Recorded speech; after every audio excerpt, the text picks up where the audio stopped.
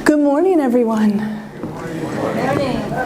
I can't tell you how awesome it is to be standing in front of you at the first ever, at the first ever Camp Widow for what we consider to be an underserved population in the broader widowed community.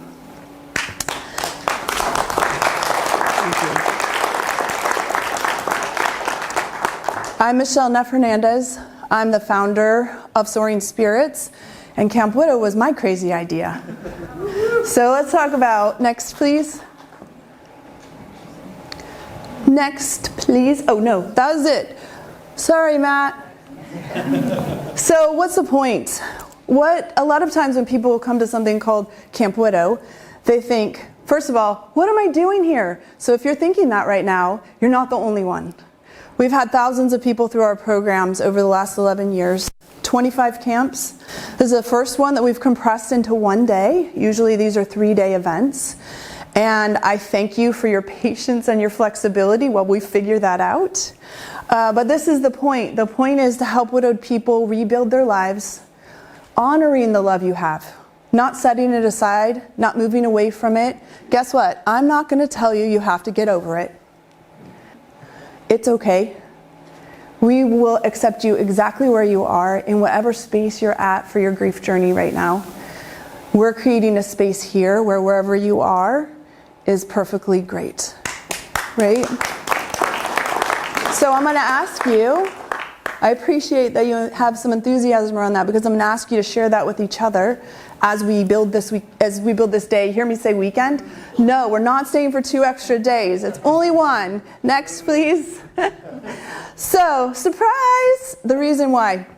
So, my husband was killed in a cycling accident. His name was Philip Hernandez, and he was killed in a cycling accident on August 31st, 2005. He was 39, I was 35. We had a blended family of 6. And I was completely stunned when I woke up the day after he died and I was widowed. I had no idea what to do with myself. I had an amazing community. They didn't know what to do with me. And all I could think was, where are other widowed people? I need to find them and figure out what I'm supposed to do. And if you get to know me, usually I give people 3 days for this, but you guys only get 1. If you get to know me, you'll find out I'm total type A person. So I wanted to check every box. Like, how do you be the perfect widow?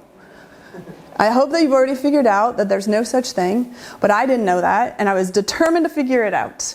So I went about interviewing other widows to try to find, how could I be the perfect widow? What I discovered was a community that got me right where I was. One day I was super fine. It was going to be okay. I could handle this. 5 minutes later, it was a mess on the floor. Heck no, I can't do any of this. And that community figured that out with me. And so together we walked through with these interviewers. I did 30 interviews over a 1-year period of time. I thought I was going to write a book. Guess what? There's no book yet. I got busy creating a community instead. And I just wanted all of you to have a place to come to feel understood.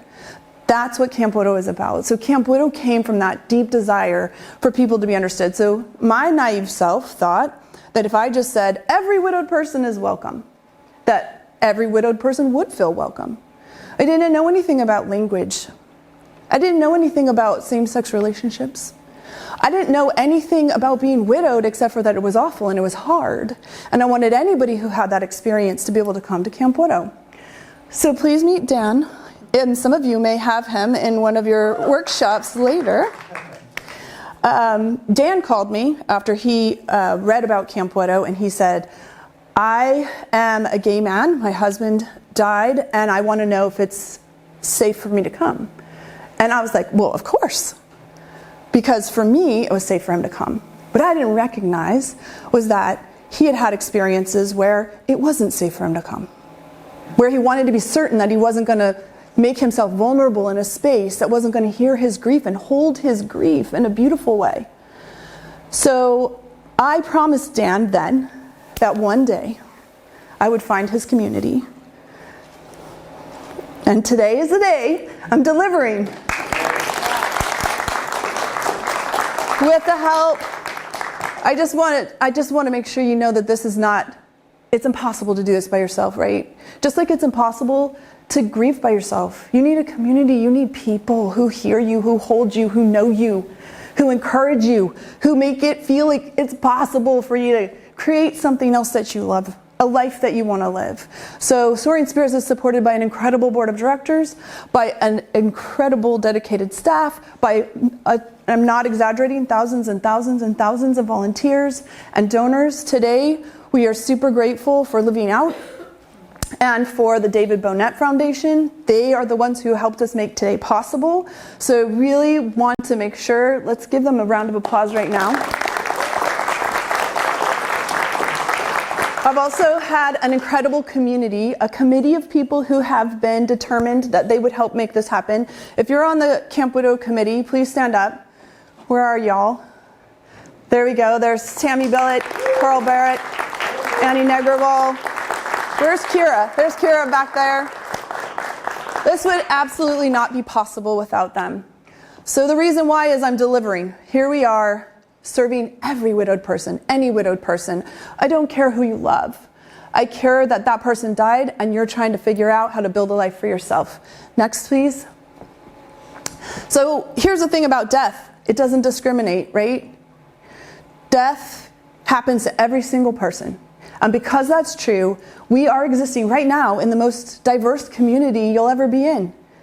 Because every single person will experience death at some point, right?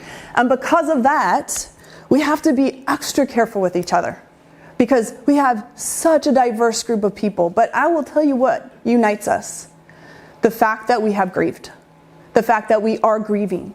If we can please make that the most important thing we share, we connect on a level that you don't connect with anybody else ever, right? It's like as soon as you find out someone else is grieving, it's like we get down into it. Let's talk about it. Let's talk about what you miss. Let's talk about what's hard. Let's talk about what you love about your person.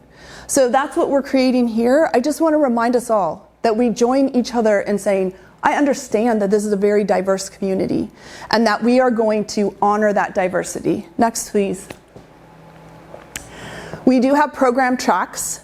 So you saw on your registration, there's newly widowed, that's less than a year widowed. There's recently widowed, that's 1 to 3 years widowed. There's middle widowed, that's 3 to 5 years widowed. Now the seasoned widows are 5 years and over. And no, I'm not going to put salt or pepper on you. Ha. Okay. You can choose any workshop you want today. Anyone. Those tracks are just suggestions based on the research that Soaring Spirits has done at our Soaring Spirits Resilience Center, which is dedicated to studying the experience of widowhood. And what we discovered was what builds resilience in widowed people, and we try to program these tracks to the specific time since you've been widowed. However, if you found something you really liked and it wasn't in your track, you go to that. This is the most flexible place you're going to be. We want you to build a day that matters to you. So that track is only a suggestion. Also, if you are in a workshop and you think to yourself, oh dear, I made a bad choice. Not because the presenter's terrible, they're all amazing, but because it just isn't the right fit for you in your life right now, please get up and walk out. And then go to the desk and look at the other selections and go to a different workshop. Because this day is for you. The presenters are here because they are here to provide you with something. If it's not the right thing for you right now, please go and find something that is. And sometimes you might be going, you know what? Nothing's good for me right now. Take a break. That's fine too. Safe space. I just want to reiterate that we aim to provide a safe and respectful, harassment-free space for everyone. We want to be kind together. Right? There's not enough kindness in the world. If we could use that as our golden rule, be kind to each other, we're good. The rest of the day is perfect. This space welcomes the diversity of thoughts, emotions, and grief reactions. So here's the thing. I once had someone say to me that in one of those interviews I did, her husband was killed and he was shot. And she wore his clothes that he was wearing that day. And everybody around her was shocked and horrified. Why are you wearing those clothes? And when I was interviewing her, to be honest, I was also a little shocked. And I was like, wow, she's wearing those clothes. And so instead of allowing my feeling of shock to be the predominant experience, I asked the question, why did you do that? And she said, it's the closest I could possibly get to him. right? You all get that. So you may hear some things today and you'd think, I would not do that. Or you may hear something else and say, hey, that's a great idea. Whichever one of those they are, just hold that in your own head. Try not to let it come out unless it's positive. Next, please. We're going to ask you to be flexible. We're learning about language. We're learning about inclusivity. We're working very hard. If you see something and you think, you know what, that just doesn't sit right with me, I welcome your feedback. Please come to any person wearing a blue shirt or myself, and we are happy to hear your feedback because we want to make this better. This is for you. This is for us. So every bit of feedback that we get is really very much appreciated. But I am going to just ask you to do it in a kind way, if you would. Our staff has been working really, really hard to get to this day, and we are really happy to be here. So if you would provide your feedback kindly, we really would appreciate it. Sometimes you're going to hear, like I said, a message that doesn't resonate with you. Please leave it there. And actually, hear this. A year from now, that message actually might resonate with you. So just know that the widowed experience is a long-time experience, right? Everybody has said you're supposed to, you'll hear people say, not everybody, I take that back. You'll hear people say, when are you going to get over it? Or when are you going to get better? Or how long do you think you're going to be grieving exactly? And I always tell people, well, for as long as Phil's dead. Still dead. Still grieving. Am I grieving at the same level? Of course not. It's been 14 years for me, but it doesn't mean I don't miss him. It doesn't mean I'm not grieving him. It just means it's different. And this community is where I get to say that without any kind of judgment. People just think, oh, of course, that makes sense. So just know that if it's not for you right now, it might be for you later. What if you're not feeling connected? Take a break maybe, but also please feel free to talk to any one of our staff, any one of our board members. We are here for you. If you're not feeling connected, if you're struggling with something, please don't hold that for yourself. Come and share it with somebody, and we will do what we can to support you. You'll see that we have dating and relationship workshops. For some people, that's like don't make me look at that. I never want to talk about that. For other people, they're like, bring it on. I am ready to go and talk about that. Whichever is you, that's great. Remember, take it or leave it, it's up to you. We will have some new partners of our campers here. My husband is here somewhere taking photos. Oh, there he is in the back. Why? Why would you let what? Your new partner's here? Why? Because I'm still widowed, friends. And because my relationship with him is influenced by my widowhood. And allowing those who love us and support us to be a part of this means I don't have to graduate and walk away from my widowed community. Instead, I get to keep you all. And I already like you, so I definitely want to keep you. So that is why you'll see new partners here. Maybe you won't even notice them. I just want you to know that they're about in case you saw and you thought, wow, these two might be a couple. But we are careful to express ourselves in a way that is sensitive to everyone. So please know that this is not about people making out in the corner. It is about people being here to support each other. Next, please. Our leadership team is wearing blue. They include our board members, who will be with us throughout the day. So any board member who's going to be through without the day is wearing blue. And our staff is wearing blue. They are here to answer your questions. Have a question, can't find something, please look for a blue shirt. Our board members, like I said, we have a couple that are not staying the whole time, and we have several here with us today. So I would ask, if you are a board member of Soaring Spirits, these are the people who raised the money to help make this happen. If you would stand up, and if you guys would do me a favor, giving them a round of applause. They also work really hard.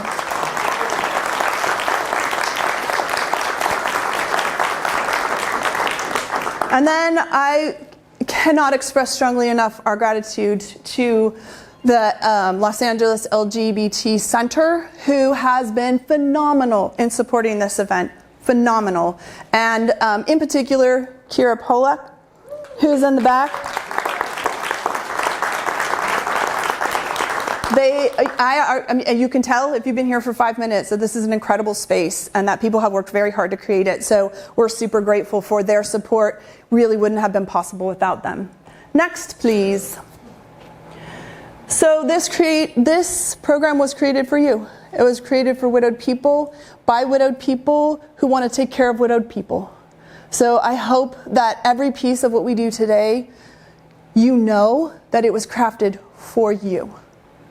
And it was crafted for you even before we knew you were coming. It was crafted for you because we at Soaring Spirits put widowed people first, because we at Soaring Spirits care about every widowed person, and because we want this experience to be a building block for you for what will come next. We're in it together, and the better we do at taking care of each other through this, by being kind, by being open to ideas, by keeping some of the comments that might come straight to your top of your head from escaping your mouth if they're not kind, the better a day we'll have all together. So we thank you so much for joining us in that goal. Now, next, what? I am so excited to tell you that Nate Berkus is in the house, and that chair, like, he's going to be sitting right there. So I want to tell you also that Nate donated his time to be here today. He came because thank you, because he knows what it's like to wake up the day after and think, how am I going to do the rest of my life like this? And he was willing to share that experience with us. I would like to introduce you to his partner, Fernando, and we're going to begin now. And then I'm going to ask you to call out Nate, Nate, Nate at the end of this clip, and let's see if we can get him to come down. We're ready for the video. Born in Argentina, Fernando Bengochea was an internationally acclaimed photographer. His work appeared in major magazines, including, he traveled the world on assignment, but met Nate for the first time on a photo shoot for at Home magazine. That was in 2003. You dedicate a little to that. I do. Spiritually, how did you come back and put the pieces together for yourself? I mean, that is this obviously physical tsunami, but the devastation to your own psyche has got to be equally as enormous. So a few things happened that made sense to me. One, that I was there to witness Fernando disappearing, because I felt that gave me a lot of strength when I came home, because I have always been a very visual person, and I needed to see what that tsunami really was in order to truly accept that he was gone. Mm-hmm. And I was grateful that I was there, because the focus for me when I came home was on the loss of him, not what I had seen and what I had gone through. I was able to grieve for him, which was terrifying, because I'd never lost a grandparent at that point. I had never had anyone close to me die, and he was the love of my life who has disappeared. But I was able to understand how he disappeared, and that somehow made it more manageable for me. The witnessing was a gift. Was a gift. Yeah. Mm-hmm. The idea of having my eyes opened to what other people had gone through, what suffering really felt like, was also a gift. Because it made me a better person. It made me a more compassionate person. I no longer could stand in line at the drugstore and just ignore everyone around me. For the first time, I started thinking, what has that woman behind me gone through? Mm. What have they? Right?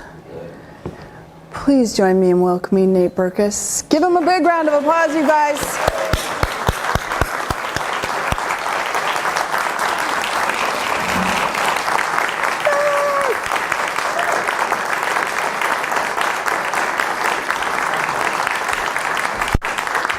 I'm going to hug you again. How many times do you get to hug Nate Berkus? Hi. Hey guys, how is everyone? Welcome. It is such a pleasure to be able to share this time with you, because we had a couple minutes before in the green room, and we already connected on a number of things because we share this experience. And watching this, the first thing that came to mind was the idea that you had never grieved anyone before. No, it was new. It was super new. And I wonder, what was it that when you said you were terrified, what can you put to words, what exactly you felt you were afraid of in the earliest space? Well, I think, first of all, I will answer that question, but I just want to say I'm so impressed to look out and see all of your faces. I know that you're in different stages and as Michele said, that's great. That's okay. And it's a great honor for me to be here with all of you today. So I know everybody's busy and has a million things to do, and there's probably grocery stores to get to and a million technical irritating errands, but you chose to be here, and that's phenomenal. So I thank you for your time today. But in answer to that question, I was scared of not functioning ever again. That was the core fear. So the core fear for me was, let me sort of set the scene for everyone. At the time, I was about to launch a product line for a big retailer. I had a book coming out that I had been working on. I had a ton of obligations professionally, and I couldn't get out of bed. And so, my parents, who had been divorced since I was 2 years old, flew to Chicago. They stayed in my apartment, which was like some sort of weird sitcom from the 80s. I was like, are you falling back in love? Is Haley Mills starring in this? Is this like Parent Trap, the old Parent Trap, or the Lindsay Lohan Parent? What's happening? But of course, as everyone I think in this room knows, you really don't worry about what anybody else is going through at the time. You can't, you don't have the capacity. So my great fear was getting stuck in the grief and not being able to move through it. And I didn't recognize myself. I didn't recognize the inability to not connect. I didn't recognize the desire to close everything out of my world and lay in my bed and eat chocolate chip cookies that my mom's friend made for me, and with a big full ashtray of Marlboro Lights on my nightstand, which is so gross. Like, let's just talk about that for a second. But that was my world. And, I was mean to my mother, because we're always mean to our mothers. I think that's, terrible, but true. She couldn't do anything right. And I just didn't know how I would not stay in that exact state, and I was terrified that I would never be able to move forward. Yeah, and I remember thinking, am I ever going to be myself again? Yeah. Does this brain come back? Yeah. No, it does it. I mean, does it? And I think, Right. I think one of the things that I talked to Oprah about initially. Well, first of all, when you're friends with Oprah, you want her to give you every answer, because she should have every answer, right? So I was like, why did he die? And she was like, what, the soul question? I was like, not good enough. You're staying in this bed until you tell me why he died. But one of the things that I think, you've obviously come to know this as well, but it is never normal. You're never normal again, but it's a new normal, and you have to function in that new normal, and you have to accept that it's a new normal. It has no resemblance to what life was the hour prior. But what you can find, if you allow yourself to just move through it, if you allow yourself to just move through it, what you do find is that you actually do have the resilience and the capabilities and the strength and the resources within yourself to draw upon when you need them the most. We all have it. It's like that inner voice that we know when something doesn't feel right, whether it's a job or a relationship or whatever it is. That same voice, the one that we all carry inside us, is the voice you actually have to listen to. And what I discovered was that being able to listen to that voice is also super scary, because that voice also tells you some shit from your childhood and stuff that you didn't expect to have to deal with. Sort of every demon you've ever tried to tamp down, when you go through tragic loss, those demons come up and sort of fight for your attention. So you feel handicapped by the grief, and then the expectation internally is that you have to face not only the death and the loss of the person that you love the most, but you also have to sort of clean up that stuff coming out and all that other stuff that was lingering. Because I think we collectively as this community know that the first thing that leaves the room when someone dies is your ability to deal with insincerity. When you just don't have the patience for it at all anymore. friendships come in that you didn't expect. But the truth is, we you just, that filter.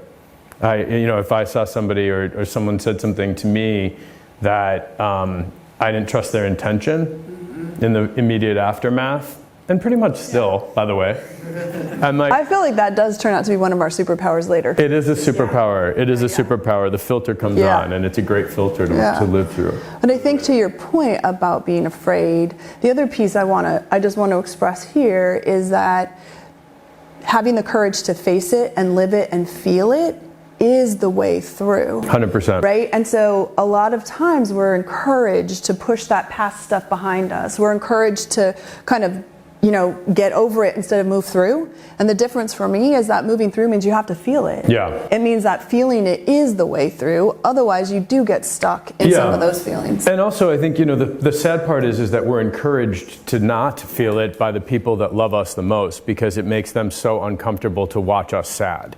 And nobody has the right words, because there are no right words. So the only thing that really matters is not what people are saying to you, or not what, the people that you love, I think it's not about what they're actually saying or how awkward that feels. It's only about the intention. Because no one's going to get it right, because there is no right. So what is the right thing to say to somebody 10 minutes ago is not the right thing to say to you 5 minutes later, and that is no one's fault. So I had to focus sort of on the intention of who was just there, who was showing up, who was pouring the coffee, and that mattered more than the most beautiful poem that somebody found and sent.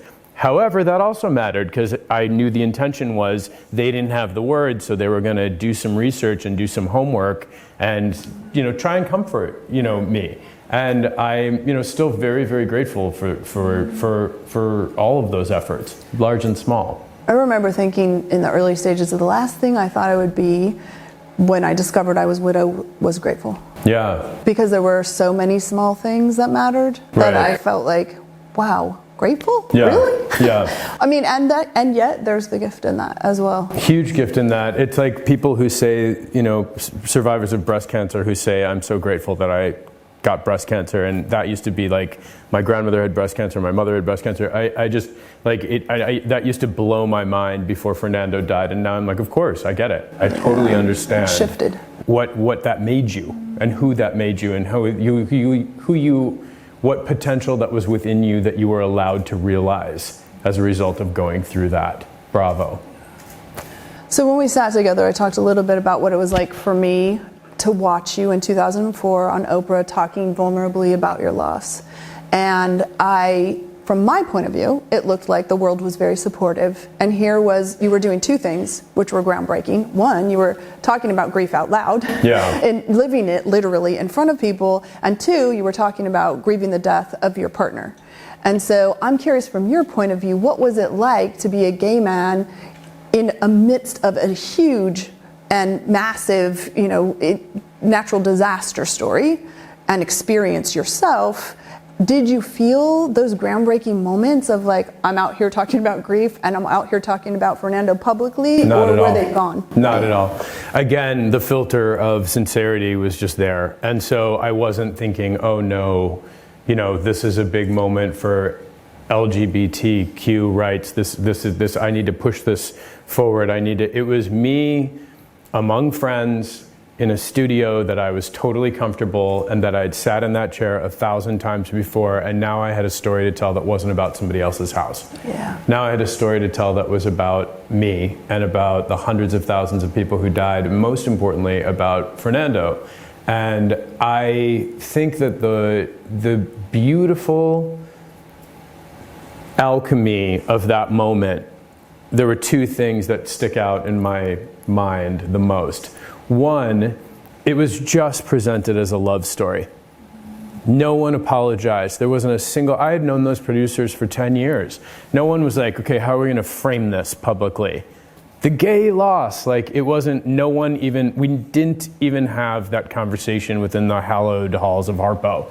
It was, would you be willing to come on and tell us what happened? And my answer was, if you direct the funds from the Angel Network to the town where Fernando and I were, then 15 days after I will come on and sit down with Oprah for that hour, and we raised like $3.5 million US overnight, and it all went directly back to that region. So it was a very much a full circle moment.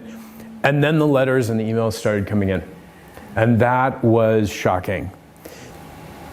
So many kids from around the country saying, you know, I've been trying so hard to come out, I haven't found the words, I was thinking of killing myself, and then I thought, how could I do that? Because I would never have the chance to even find what you've just lost. Thank you for telling your story publicly. Thank you for, as a gay 16-year-old, 14-year-old, 12-year-old, 50-year-old, it didn't matter. It was something where I felt this incredible outpouring that people were motivated to share their stories with me in writing, and I read them. You know, again, because I was home smoking Marlboro Lights and eating chocolate chip cookies. So what else are you going to do? Real Housewives wasn't on yet. Like, you got to fill your time. But I sat and I read those letters, and I remember being unbelievably moved by the fact that by not caring that we were gay, why, you know, like that, but the producers didn't care, Oprah didn't care, no one cared. By knowing that it was just this love story, this incredibly pure, beautiful, and then tragic love story. That happened to be with two men, that was presented in a way that made it okay. And it was so, you don't get more mainstream culture than the Oprah Winfrey Show. Like, it just, there's nothing else that exists, especially at the time. And so it was a massive, massive byproduct of a horrible, horrendous, gruesome, and painful situation. And I'm so fucking glad I did it. Right. And so is the whole world. I really feel like that's true. I do. Thank you. I do. So let's go back to your bed and your cookies and your Marble Lights. So here you are in that space, yeah, and you still have a big career and you've got things to do. What started moving you? Like, how did you start getting out of the bed and back into your life? So my parents, my father who's since passed away as well, but my parents at the time were terrific. And my friends at the time were largely terrific. And what they found was a grief counselor in Chicago who normally worked with children, and he came to my home twice a week for the time that I was there.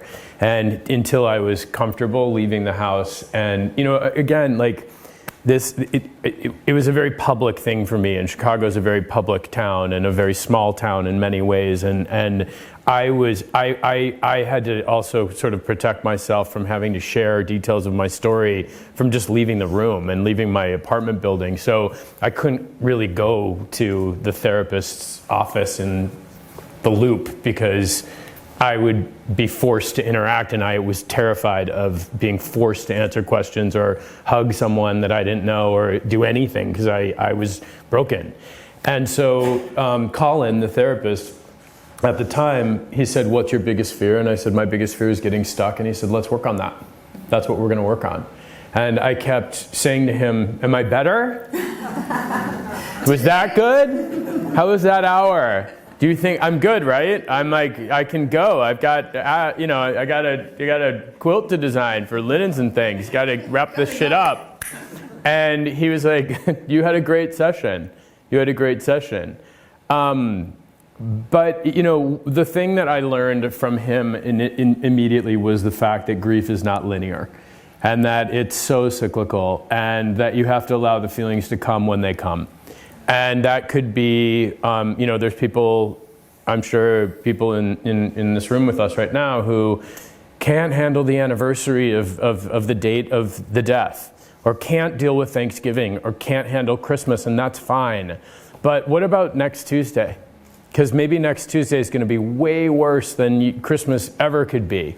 And maybe it's okay to enjoy Christmas because everybody is there with you and you don't have to be sad or on the anniversary of the death. 14 years later, there's been years that I remember the anniversary of the tsunami the next day because it's Christmas Day. I don't live in fear of the date at all. And the reason I don't live in fear of December 24th is because December 24th was not Fernando. It doesn't represent the 39 years of life that he lived on this earth. And so I've freed myself from the date because I gave myself permission to be a total whack job on a random Wednesday in September. And that is the gift to keep you, I think, that's kept me at least from living in this horror panic of it's coming, it's coming, it's coming, it's coming. It's the day it's going to be the worst day in the world. Well, is it? Because it might not be. You were saying earlier, how long are you going to grieve? Till he's not dead. Till he's not dead. Yeah, I don't think that's happening. Phil's not dead. So I mean, the truth is that's one of the great things I think for a seasoned widow with salt and pepper. But that's one of the great things I think that time can give you if you choose it, is to not live in this fear of the holiday, fear of the anniversary of the loss. It's okay to not live on that calendar. Yeah.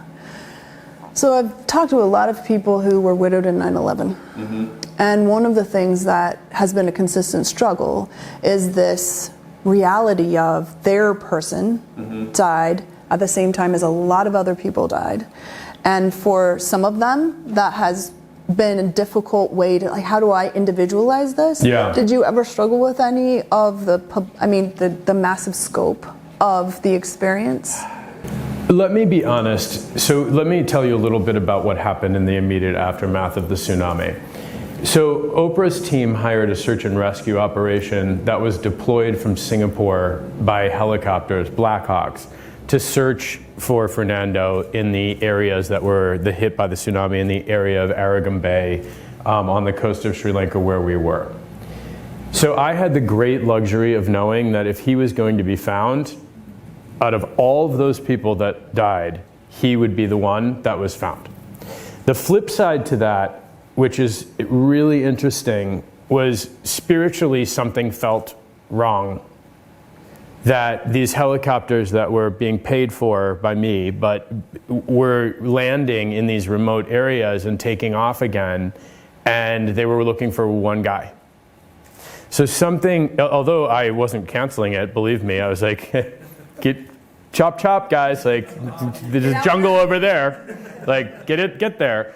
But I had nothing, so I had no resources until I got to the capital in Colombo, and then I was able to have my office in Chicago send me money, and I had a backpack with cash in it, and I had an Amex card, and I had ID, which I didn't have, so I had a little passport with my picture taped into it and everything. And then the question that I asked myself was what else I could be doing.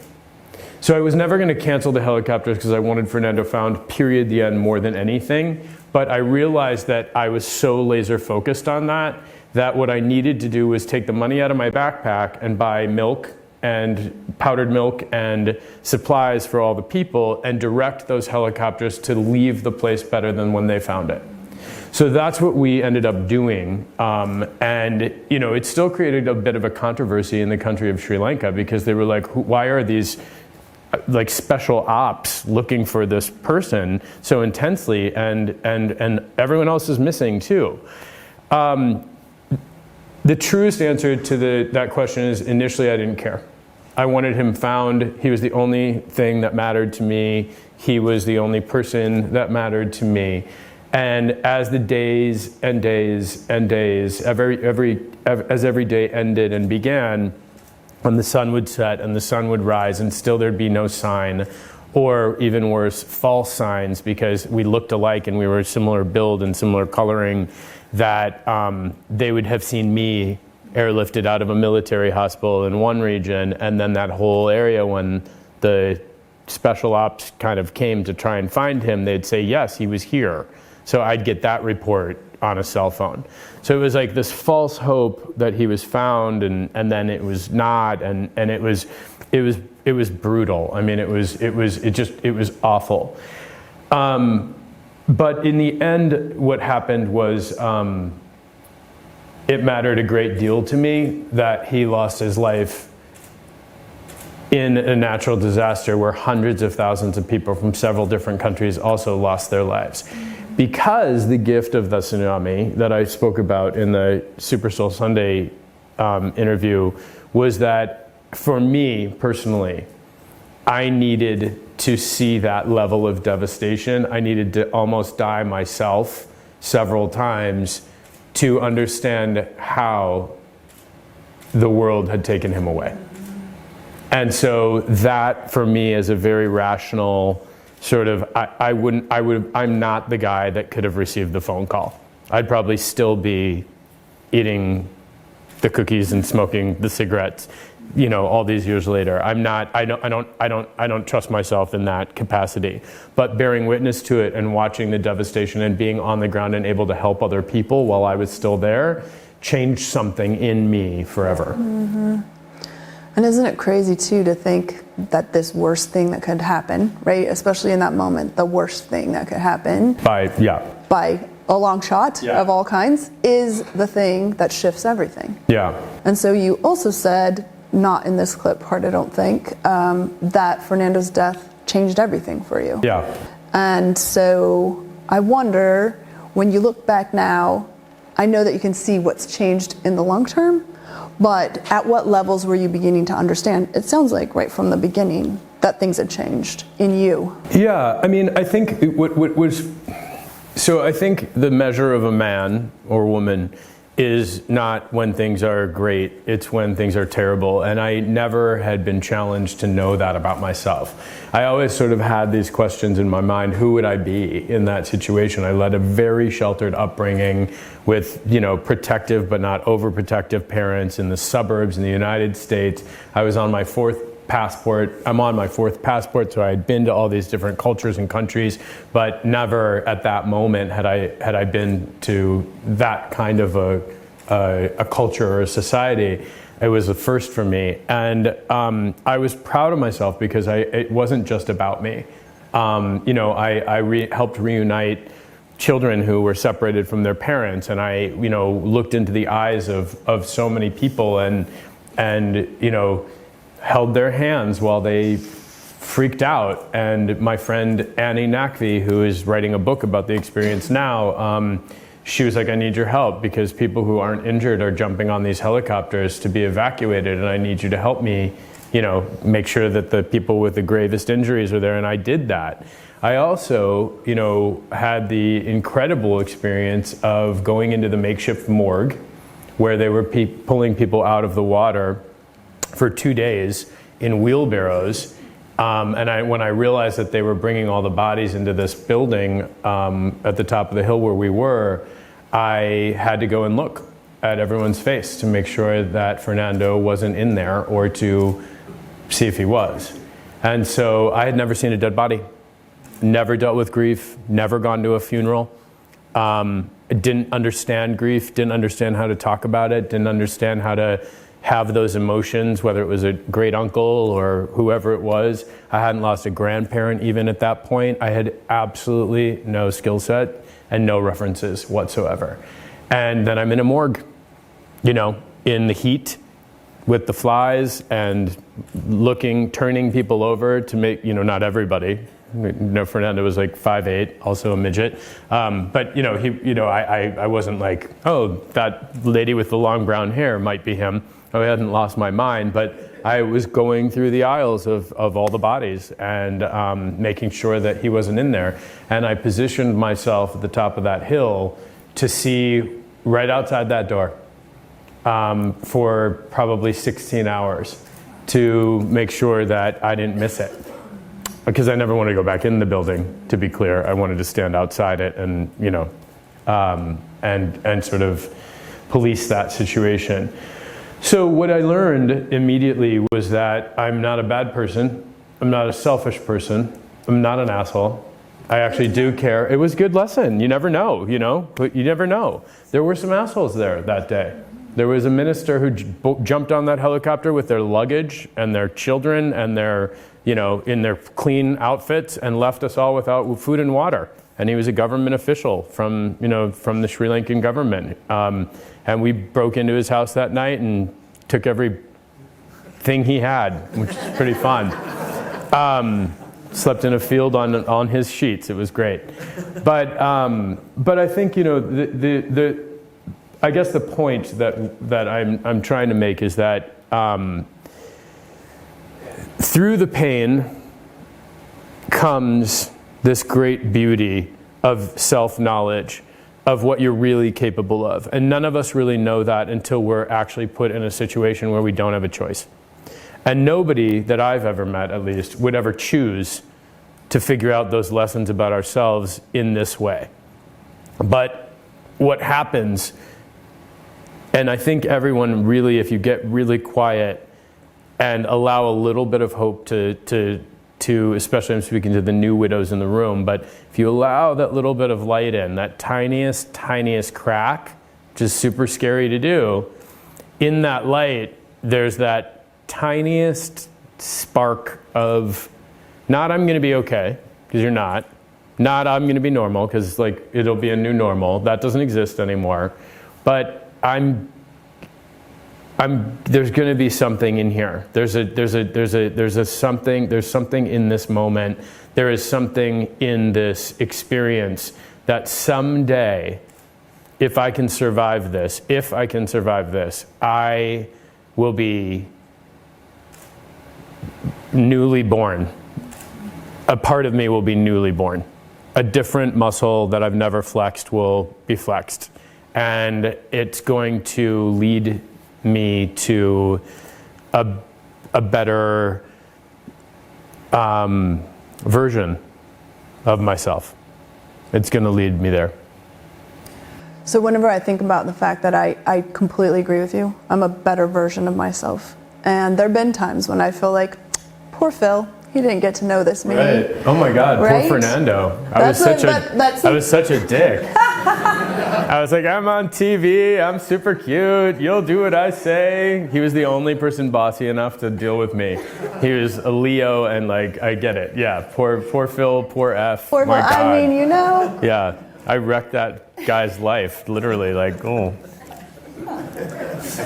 Well, I think that it's such an interesting thing to think about how you've shifted. And so was there any, I had to make my way through some guilt around what surviving was different. I think for me it wasn't surviving exactly. It was more, I didn't know what I didn't know. Mm-hmm. And now all the things, if I could just go back and say, those socks didn't matter that much. Yeah. It's okay. There were a few things where I just kind of realized this new version of me, he would have really enjoyed being able to know this me. Yeah. And so there was a little bit of guilt for me around that. But my question to you is, was there any guilt that you went through? How did you separate yourself from it? I had none. I'll tell you why. He and I were absolutely obsessed with each other from the minute we met. And it was one of those love stories that I never ever thought was even feasible or possible. But I knew it when I was in it. And so did he. And, it was messy, and he had, our first date, he was dating someone else, and he tried to lie about it, and a mutual friend told me, and I was like, what about your boyfriend in Rome? And he was like, I was like, why am I here? And, he actually blew me off for our first date. I was working on a makeover for Oprah in New York City, and we were supposed to go to dinner, and I was so excited all day, and I called him that night, and he didn't answer his phone. I was like, okay. And he called me 2 days later, and he's like, yeah, I had a photo shoot in Germany. I had to leave. And I was like, but we had dinner plans.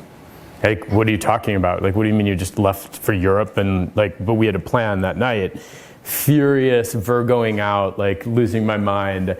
And he was like, right, but I had this assignment. But you owed me, you had to tell me that. I was so excited all day, and then you didn't tell me. I actually didn't say I was so excited because it was a new relationship. I was like, I can't believe anyone would do that. And he was like, well, I'm back. Do you want to have dinner or not? Which is exactly who he was.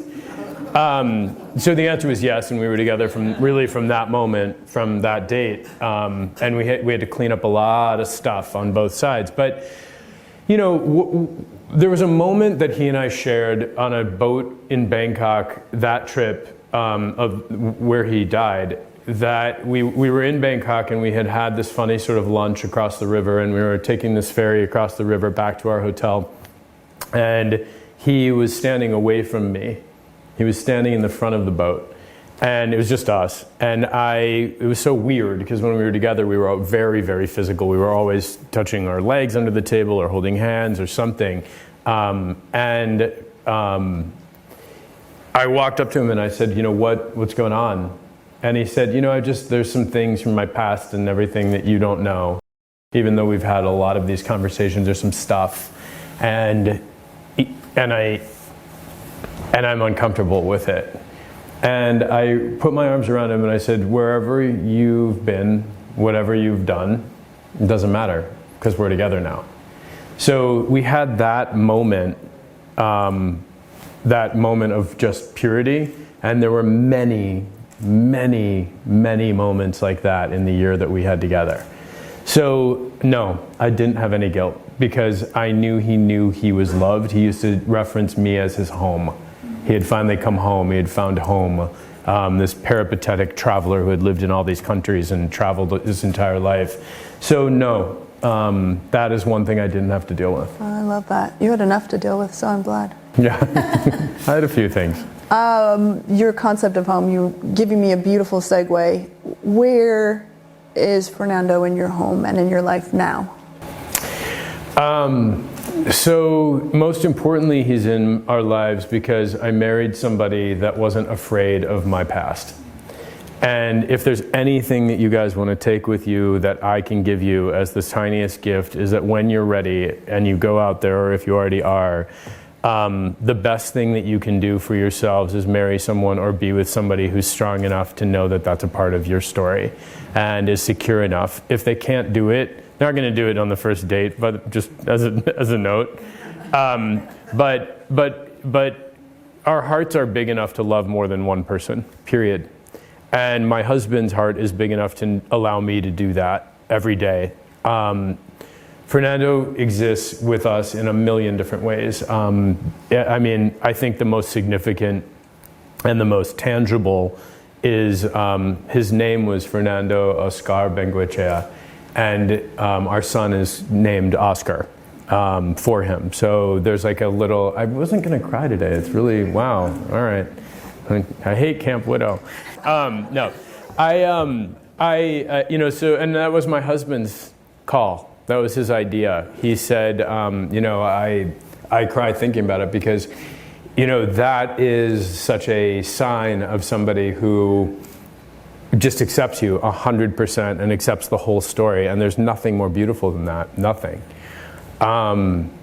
He's in photos, in frames still. I still wear his clothes all these years later. He had great taste, he had great stuff. I was just in Mexico with my children and my husband and some friends, and I wore one of his belts from Argentina to dinner, and everybody was like, oh my God, that's such a great belt. And I'm like, isn't it? It is.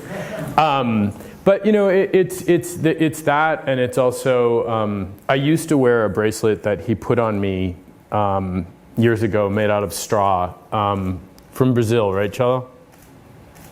Yeah, Fernando's brother is here with me today, by the way, and his girlfriend, Catherine Marcello. But I used to wear it every day, and that was too hard. I was listening to how you welcomed everybody to this day, and how you said, wherever you are, we accept you. That's okay.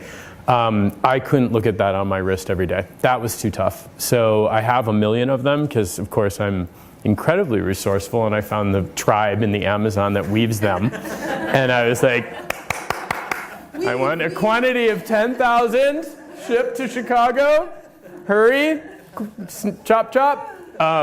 So I have them all, and they're in this sort of suitcase in my closet. But I wore it for, I think, 3 or 4 years after Fernando died. And Then I wore it for the first year that I was with Jeremiah, and one day I looked down at my wrist and I felt I didn't need to wear it anymore. I didn't need the totem.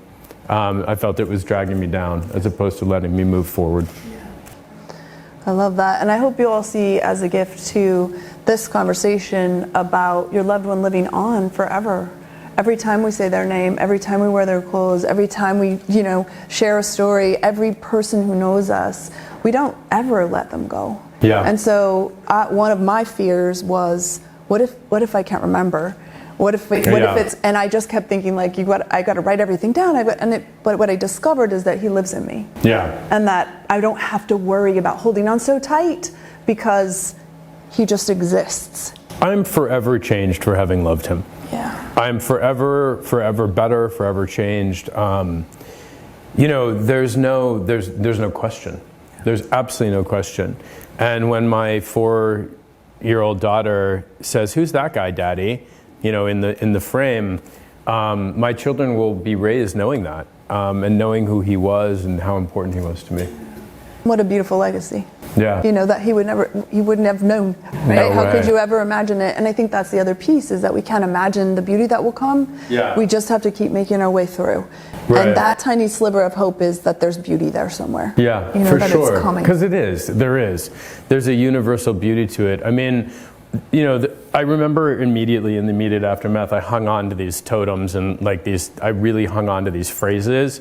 And one of the phrases that I hung on to, that I still hang on to, is that when the soul gets what it came to get, it goes. Spiritually,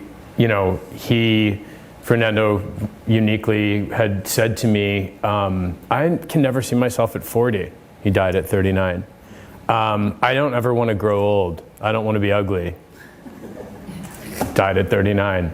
I think in some ways, spiritually, he knew that he wasn't going to be around. You should see me react when Jeremiah, my husband, says, I can't really see myself at 40. I'm like, do not say that ever or think it in this house. It is not permitted. We don't say those words here. We don't do that here in this family. But it's a really interesting thing, because I think the spiritual world moves on, and I take a tremendous amount of comfort in knowing that his soul brought so much to so many people and continues to through his work is still available. Marcelo Fernando's brother has started reissuing his woven photographs, which were the first fine art photography that he had shown, not the first, but he had started showing them in galleries around the world, and now that business and his art is still alive in that way, and I'm ordering that for clients and putting it on a cruise ship, and there's all that stuff happening as well that makes his legacy live on, which is super important. But it's not, I like to think that it's funny, I had some wine last night with Cello and Catherine. I heard it was just a little bit. Yeah, oh my God, I was like, I need Excedrin. But we were talking about whether Fernando would have wanted me to go on, because that was something that brought me a lot of peace in the beginning as I started to move out of my grief and move through my grief and come back to it and then climb out again and whatever. I was like, he would want me to live. He would want me to thrive. He would want me to marry this really cute guy and have 2 really cute kids and, have that pretty house. And now last night at dinner, I was like, I don't actually think that's true. I think he would have been I don't think that is actually a fact. I think he would be like, that sucks. You were supposed to love me forever. And how dare you? But as long as you're here, you might as well have done that. I think that's what he would have said. Well, I'll tell you what I say whenever I'm doing something that I feel sure Phil would definitely hate. Yeah. I say, well, then you shouldn't have died. It serves me really well. Totally. Yeah. Totally. It is a shocking, even from a spiritual perspective, though. I mean, I was this kid who was raised half in Minnesota and half here in Orange County, and went back and forth, and I'm Jewish, so I feel like nature is better viewed through glass. I'm not adventurous. Like I'm like, ugh. Like Costa Rica, but I love like being out there and seeing the world and everything. I'm not an adventure traveler. And Fernando was so adventurous. I mean, his brothers left him in the jungle when he was a kid, like in Argentina, and he figured out how to get out. That was not my childhood. I was at the mall with my mother while she tried on things. So, it's so weird that this American boy and this South American men, whatever, like he shouldn't have been the one that died. Like had no skill set around, he was a surfer, I wasn't. Like, all of this stuff. He was familiar with the jungle. He had navigated these developing countries. I had no frame of reference, and yet here I am. And for a long time, I had to ask myself why. And I also had to allow the people that love Fernando the most to ask me why I thought why, which is a tough question to answer. I still don't have an answer. So I just do the best that I can. I do the best that I can to honor what he and I had. He will forever be the totem of which I measure every love story. That's okay. That's the mark. I cannot believe I'm lucky enough as a person to find love again twice in this lifetime. How does that work out? Like, what did I do in a past life to get that? I don't know. I think you must not be an asshole. I must not be. I really must not be an asshole. But it's I think about those things all the time, and I am so grateful that I'm still here. I'm so grateful that I was able to bring these two kids into the world and have my marriage, and that I still am connected to Fernando's world and the people that loved him the most. And it's it just we carry on, don't we? We do. We do, and better together. Yeah, definitely better together.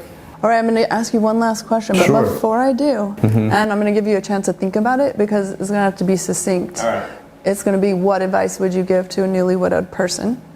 And before I give that to you, I just want to tell you all, after this last question, we're going to begin our time together. And so we'll be exiting the theater and heading out that way. Your presenters are going to be waiting for you. We have a 10 o'clock start. Is that right? We may be just give you a couple of extra minutes, but stop by, get coffee, get another snack if you want, and head over to your rooms. So I just want to give you that little bit of heads up so that you can start heading that way and get to your workshops in time and begin this community celebration that we have planned for us today. So now I've given you time to think about it. Yeah. That was nice of you. That was very nice of you. Yeah. Then I will All be right. very succinct. I think the best advice that I can give to a newly widowed person, having been there myself, obviously, is that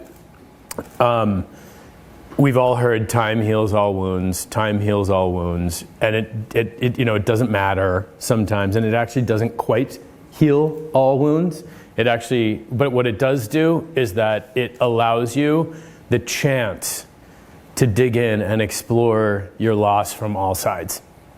And if you do that, eventually, if you let that in, if you don't run from the feelings, if you come to things like this, if you reach for who you need to help you and let those people in and let yourself in, that voice inside you, what's going to happen with time is that you're going to start to feel better.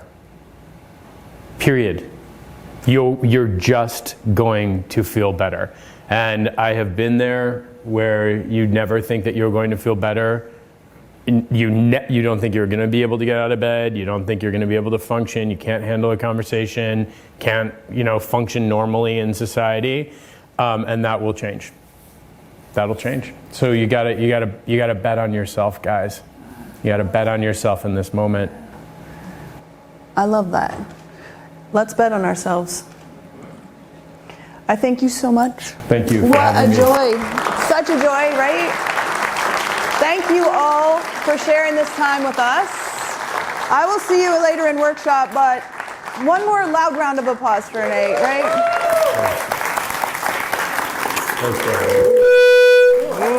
Ooh, terrible. This way? Okay. Thanks, everyone. Enjoy your day.